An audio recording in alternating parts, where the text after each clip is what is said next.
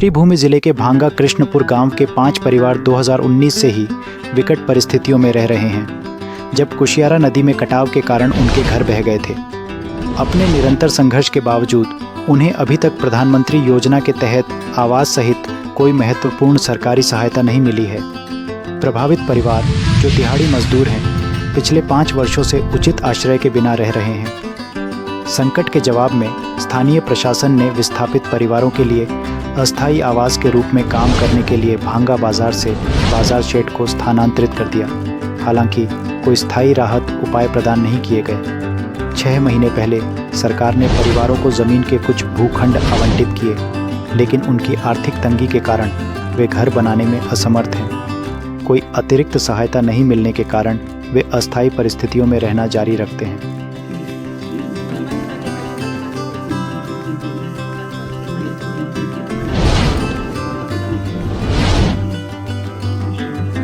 असम मंत्रिमंडल ने एक ऐतिहासिक निर्णय में 1972 से अरुणाचल प्रदेश में रह रहे मोरन समुदाय को स्थायी आवासीय प्रमाण पत्र (PRC) जारी करने को मंजूरी दे दी है। इस कदम से समुदाय के लगभग 5000 सदस्यों में खुशी की लहर दौड़ गई है, जो लंबे समय से आधिकारिक मान्यता की मांग कर रहे थे।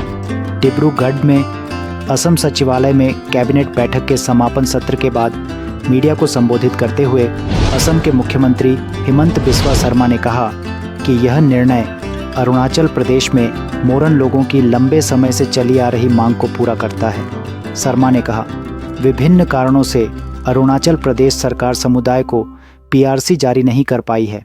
असम ने अब इस मुद्दे को हल करने के लिए एक निर्णायक कदम उठाया है।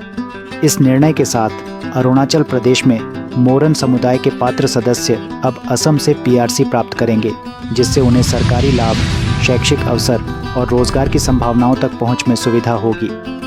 इस घोषणा को समुदाय के लिए एक ऐतिहासिक जीत के रूप में सराहा गया है, जो दशकों से नौकरशाही बाधाओं से जूझ रहा था। इस क्षेत्र का एक महत्वपूर्ण जातीय समूह मोरन लोग पीढ़ियों से अरुणाचल प्रदेश में रह रहे हैं, लेकिन आधिकारिक दस्तावेज प्राप्त करने में उन्हें चुनौतियों का सामना करना पड़ा है। मोरन समुदाय के नेताओं ने उनकी दुर्दशा को स्वीकार करने और ठोस कार्रवाई करने के लिए असम सरकार का आभार व्यक्त किया है।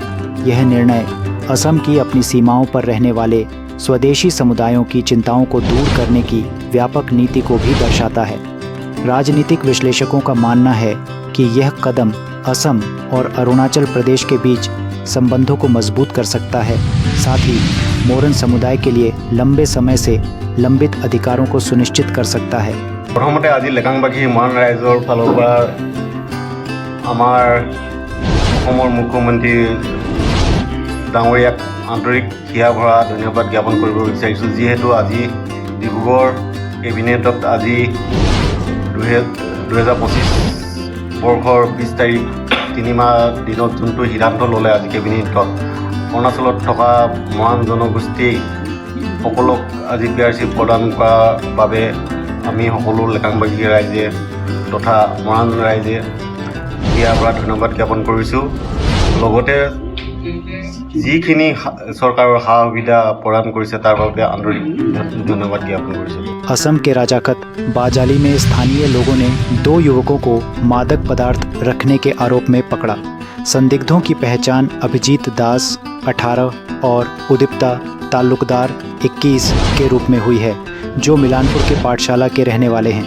उन्हें सतर्क निवासियों द्वारा पीछा करने के बाद पकड़ा गया। स्थानीय लोगों से मिली सूचना के बाद भवानीपुर पुलिस तुरंत घटनास्थल पर पहुंची और दोनों को हिरासत में ले लिया। उनकी तलाशी लेने पर अधिकारियों ने 1.20 ग्राम हेरोइन, 1 सिरिंज और एक मोबाइल फ़ोन बरामद किया।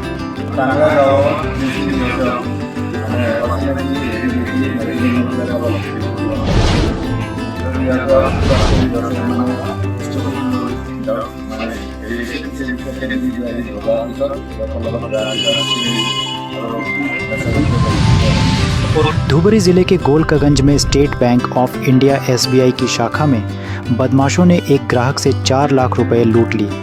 पीड़ित हितेश राय, जो गोलकगंज का रहने वाला है, ने पैसे निकाले थे, तभी चोरी की घटना हुई। रिपोर्ट के अनुसार गोलकगंज बाजार में हिताची एटीएम चलाने वाले हितेश राय ने पैसे निकाले ही थे और बैंक के अकाउंटेंट सेक्शन के पास बैठकर बैंक अधिकारी से बात कर रहे थे। मौका पाकर अज्ञात बदमाशों ने पीछे से आकर उनसे पैसे वाला बैग छीन लिया और फरार हो गए। पूरी घटना बैंक के सीसीटीवी कैमरे में कैद हो गई, फिर भी चोर भागने में सफल रहे। बैंक के अंदर निगरानी के बावजूद लूट की यह घटना ग्राहकों की सुरक्षा में गंभीर चूक को उजागर करती है। हितेश राय ने गोलकगंज थाने में शिकायत दर्ज कराई है और मामले की जांच शुरू कर दी गई है। अधिकारी फिलहाल सीसीटीवी फुटेज की जांच कर रहे हैं ताकि अपराधियों की पहचान की जा सके और कार्रवाई सुनिश्चित की जा सके। আৰু বেগৰ ভিতৰত মোৰ আগৰে 20,000 টকা আছিল আৰু মোৰ কেইটামান কাগজ পাতি আৰু মোৰ যিটো এটিএম কাৰ্ডৰে মই একাউণ্টত এটিএমত ডিপোজিট কৰোঁ টকাটো এই এটিএম কাৰ্ডটো বেগত আছিল। अरुणाचल प्रदेश मिस यूनिवर्स अरुणाचल प्रदेश के दूसरे संस्करण की तैयारी कर रहा है। खेल एवं युवा मामले तथा सामाजिक न्याय मंत्री केंटो जिनी ने तवांग को संभावित मेज़बान शहर के रूप में संकेत दिया है। ये घोषणा तब की गई जब उन्होंने मिस यूनिवर्स 2024 विक्टोरिया केजर थेल्विक का नई दिल्ली में भारत आगमन पर स्वागत किया और उन्हें सम्मानित किया। डेनिश मॉडल और सौंदर्य प्रतियोगिता विजेता का लेखांग विधायक लिखा सोनी और मिस यूनिवर्स अरुणाचल राज्य निदेशक ताकम अंजू के साथ एक कार्यक्रम में स्वागत किया गया। सौंदर्य प्रतियोगिताओं के महत्व पर प्रकाश डालते हुए मंत्री जिनी ने अरुणाचल प्रदेश और अन्य पूर्वोत्तर राज्यों को बढ़ावा देने में उनके प्रभाव के बारे में बात की। उन्होंने पर्यटन, फैशन और पूर्वोत्तर की समृद्ध आदिवासी विरासत को प्रदर्शित करने में क्षेत्र की क्षमता पर जोर दिया।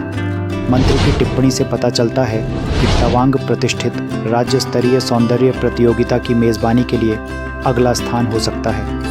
इस आयोजन के पहले संस्करण में तवांग की थुप्टेन लामू को मिस यूनिवर्स अरुणाचल प्रदेश 2024 का ताज पहनाया गया था। राज्य निदेशक ताकम अंजू ने आगामी दूसरे संस्करण के बारे में जानकारी साझा करते हुए कहा कि प्रतियोगिता शीर्ष 25 फाइनलिस्ट से बढ़कर शीर्ष 40 तक पहुंच जाएगी। प्रतियोगियों को प्रशिक्षित करने के लिए राष्ट्रीय विशेषज्ञों को लाया जाएगा, जिसका उद्देश्य उनका आत्मविश्वास बढ़ाना और उन्हें बड़े मंचों के लिए तैयार करना है। इस साल के फिनाले में एक विशेष जूरी सदस्य मिस यूनिवर्स इंडिया शामिल होंगी, जिन्होंने पहले अंतर्राष्ट्रीय मंच पर देश का प्रतिनिधित्व किया है। अंजू ने मंत्री जिनी के समर्थन के लिए आभार व्यक्त किया। उन्होंने कहा कि इस आयोजन का पैमाना पहले से बड़ा होगा। मिस यूनिवर्स विक्टोरिया केजर थेल्विक ने मीडिया को संबोधित करते हुए भारत में गर्मजोशी से स्वागत के लिए अपनी प्रशंसा व्यक्त की।